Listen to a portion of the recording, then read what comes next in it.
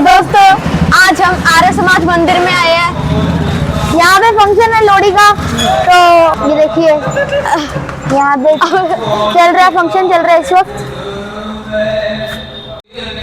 तो गाइस ये देख सकते हो आप, इतने सारे लोग आए हैं यहाँ पे। हम सबको नमस्ते करते हुए सिर्फ और सिर्फ एंजॉय करने के लिए लोहड़ी फेस्टिवल।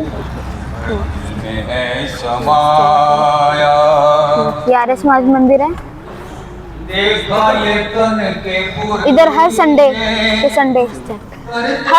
की संडे इधर वो होता है, हवन होता है। जैसे आप देख सकते हो, अंदर इस वक्त हवन चल रहा है।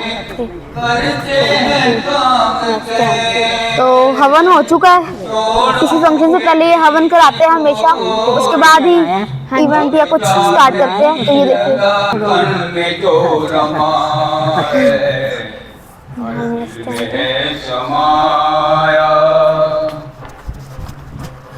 ये गा रहे हैं इस वक्त हम। ये शास्त्री सर है हमारे, सर ये सर है हमारे। ये सारे सो गाइस, यहाँ पे इस वक्त फंक्शन चल रहा है। इसके बाद हमारी परफॉर्मेंस है, आपको दिखाते हैं हम कैसे डांस करते हैं। इस बार हम फुल चार्ज करके लाए अपना फोन। तो दोस्तों, आपको दिखाएंगे आज कि हम कैसा डांस करते हैं, कितना सुंदर डांस करते हैं। आप कमेंट करके दिखाना हमें। हाँ जी, बताना हमें कि कैसा किया हमने डांस, आपको दिखाएंगे। तो आप लोहड़ी के उपलक्ष्य में लोगों को क्या बताना चाहोगे? सबसे पहले तो मैं सब लोगों को, भारतवासियों को, पंजाब वासियों को, फाजिलका वासियों को लोहड़ी की बहुत बहुत बधाई देना चाहता हूँ। अभी आज हमने आर्य समाज में लोहड़ी बनाई, बहुत ही अच्छी बनाई है। बच्चों ने डांस भी किया, बच्चों ने भंगड़ा भी डाला।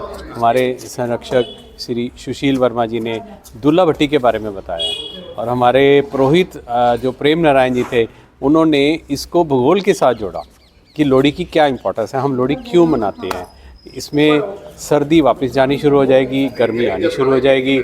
जो दुल्ला भट्टी है, वो दुल्ला भट्टी का जो करैक्टर है उसके बारे में बताया गया कि वो बहुत ही दयालु आदमी था, बहुत ही बहादुर था। तो इन दोनों बातों को सामने रखते हुए हमें दयालु भी रहना चाहिए, बहादुर भी बनना चाहिए, और जो भूगोल है, जो हिस्ट्री है, उसको ध्यान में रखते हुए हमें हर पर्व बड़े ही अच्छी तरह मनाना चाहिए। हमें पर्व को भूलना नहीं चाहिए, हमें खुशी से मनाना चाहिए, सब मिल के मनाना चाहिए। Thank you. Thank you. तो सर, आप लोहड़ी के उपलक्ष्य में जनता को क्या बताना चाहोगे? मैं प्रेम नारायण विद्यार्थी, संस्कृत शिक्षक, सर्वहितकारी विद्या मंदिर फाजिलका, आर्य समाज फाजिलका। लोहड़ी के पावन पर्व पर लोगों को यही संदेश दूंगा कि प्यार से रहें, मोहब्बत से रहें। इस प्यार मोहब्बत के त्यौहार को निरंतर खुशियों से मनाते रहें, और परमात्मा सभी को स्वस्थ रखे, मस्त रखे, व्यस्त रखे, अस्त व्यस्त ना रखे। इन्हीं शुभकामनाओं के साथ सभी नगरवासियों को लोहड़ी की बहुत बहुत पावन ढेर सारी शुभकामनाएं। धन्यवाद। ओम यही भूतं च भव्यं सर्वं यच्चादिष्टि स्वरस्य च केवलं तस्मै ज्येष्ठाय ब्रह्मणे नमः। तस्मै ज्येष्ठाय ब्रह्मणे नमः।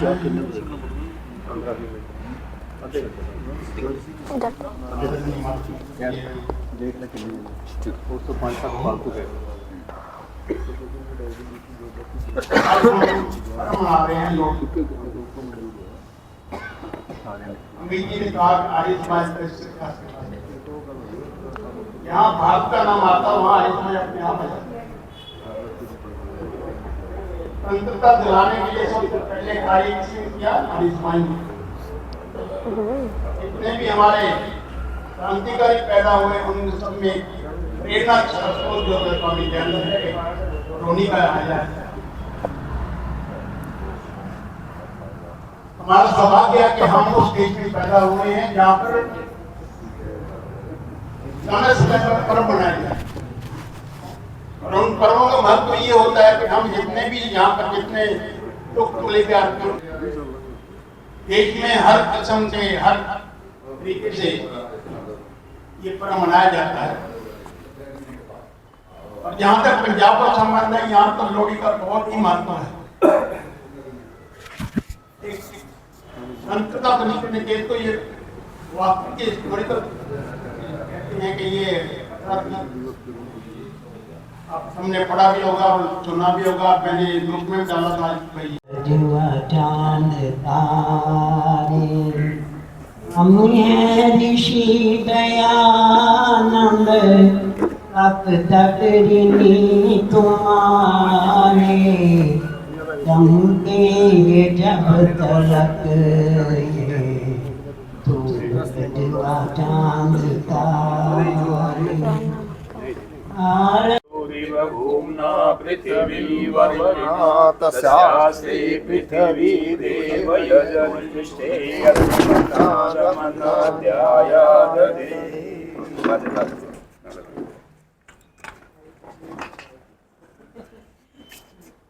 चल बस अभी कॉल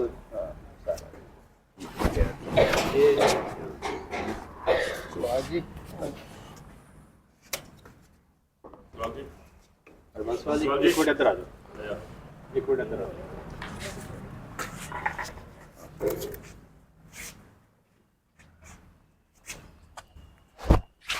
इसमें तो वो डालेंगे ना, अब जल्दी जल्दी कपूर आ गए, कपूर होने के बाद सारे और भी लिया प्लेट।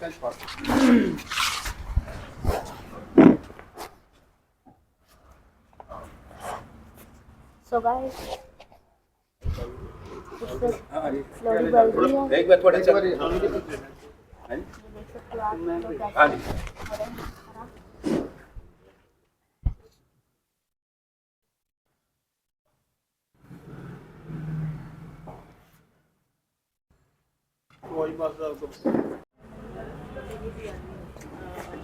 सो गाइस, इस वक्त लोड़ी बल चुकी है, आप देख ही सकते हो। तो अब हम तिल और ये मूंगफलियां इसमें डालेंगे।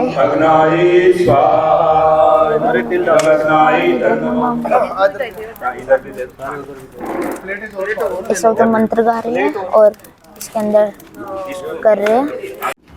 ओम विश्वानि देव सवितुरितानि परासुव यद्भद्रं तन्न आसुव। ओम भूर्भुवः स्वः तत्सवितुर्वरेण्यं भर्गो देवस्य धीमहि धियो यो नः प्रचोदयात्। आगे बढ़ जाओ। धियो यो नः प्रचोदयात्।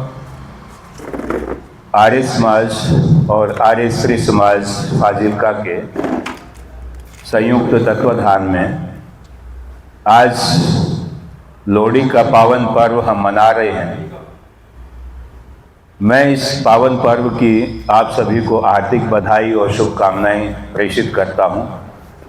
परमात्मा ऐसी अनुकंपा करे कि ये पर्व आपको प्रसन्नता प्रदान करने वाला हो, हर्ष देने वाला हो, खुशियां देने वाला हो, निरंतर आपके परिजन और आप लोग निरंतर फलते फूलते रहें। इन्हीं शुभकामनाओं के साथ आज का जो ये पावन पर्व है, इस पर थोड़ी सी हम बात करें। ये जो आज और कल 2 दिन के जो पर्व हैं, ये विशेष महत्व हमारे जीवन में रखते हैं। इन दोनों पर्वों का बहुत खास एक प्रभाव हमारे शरीरों पर होता है। वातावरण बदलता है, ऋतुएं बदलती हैं। 6 ऋतुओं वाला केवल एक ही भारत देश है। ऐसे अनूठे देश में कोई भी पर्व बिना वैज्ञानिक महत्व के हो, ये संभव नहीं हो सकता।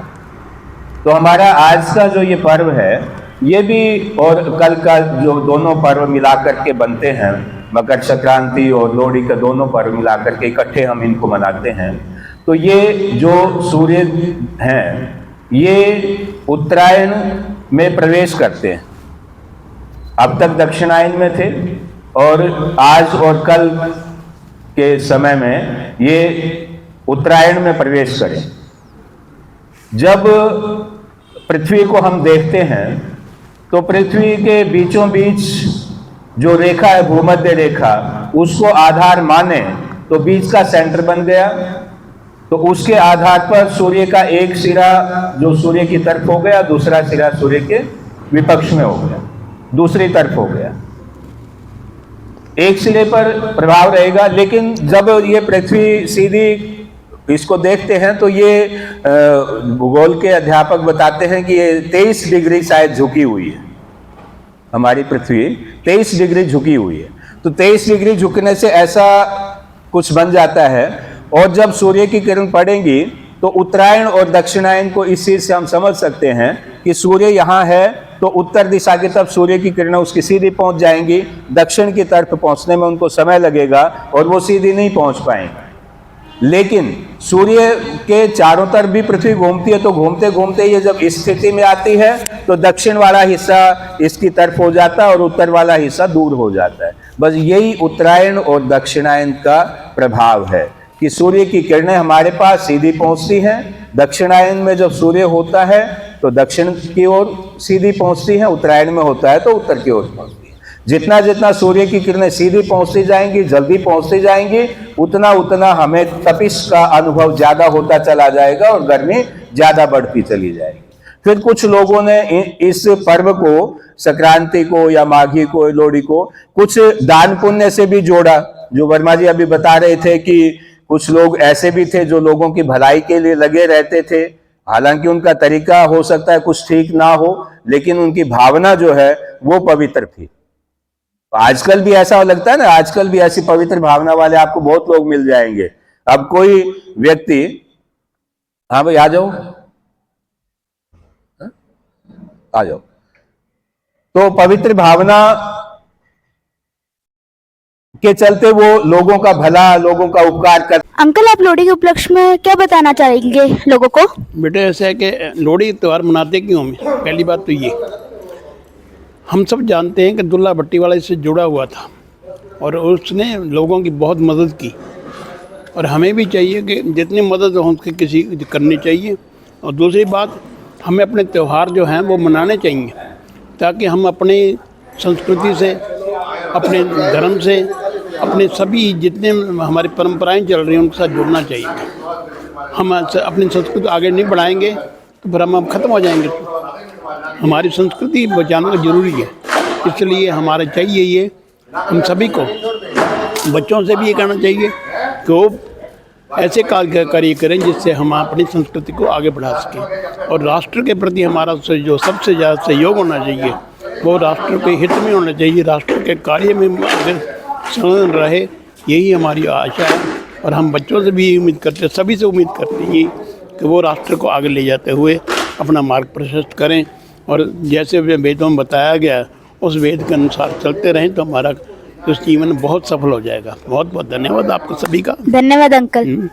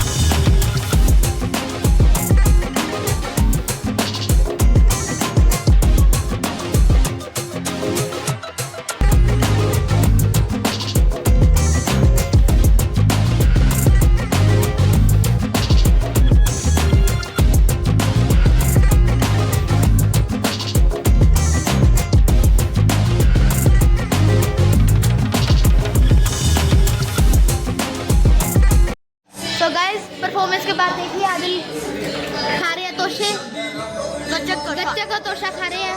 इन्होंने ये छोड़ दिया खाना। देखो हमें समोसा मिला एक तो। समोसा मैंने छोड़ दिया क्योंकि मेरा दिल नहीं था गाइस। उसके बाद रेवड़ियाँ, गच्चक और तोशा। कितने मज़ेदार होता है ये सब कुछ खाना। ऊपर से सर्दियों में खाना मज़ेदार होता है। मैं भी खा रहा हूँ, ये नहीं कहता मैं नहीं खा रहा। हम दोनों ही खा रहे हैं इस वक्त।